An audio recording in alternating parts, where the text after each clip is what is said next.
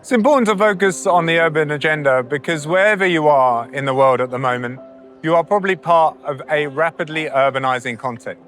And that rapid urbanization intersects with some of the critical issues that humanity faces today, whether that's climate, technological, around issues of inequality, and whether that be economic or related to gender, for instance. The urban cuts across the most pressing critical issues that humanity faces. And that is why the urban agenda is one of the most pressing that we must address today. So unlike climate or other domains like food, there is no urban science policy interface. So this session was asking why that absence exists, and it's particularly critical at the moment because, as I said, the urban cuts across many of the most important issues of today, whether that is related to technology, ecological issues, or climate.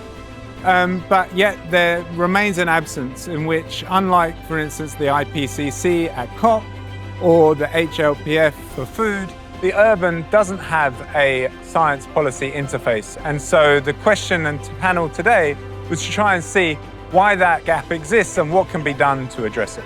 The key message that I hope participants will take from ours is that, one, there is this gap of a science policy interface for the urban. And there are many reasons why that is that got discussed in the forum today. And what are the steps that we can take together to address it?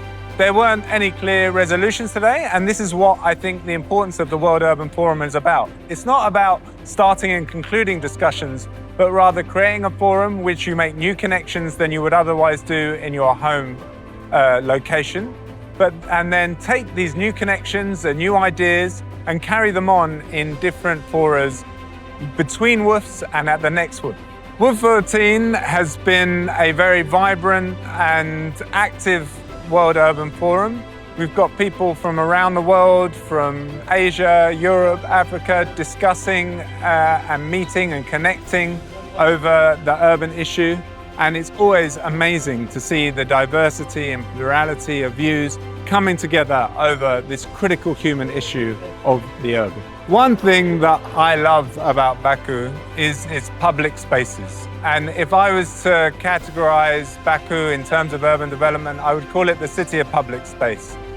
Walking through the old town, but also the areas adjacent to it, and sitting on the public benches, looking at the beautiful gardens and the mix of generations, of people working, taking a leisurely walk, playing with their children in the playgrounds that are within these public spaces. I really think Baku is an exemplary example of the importance of public space in a city and the public good more broadly.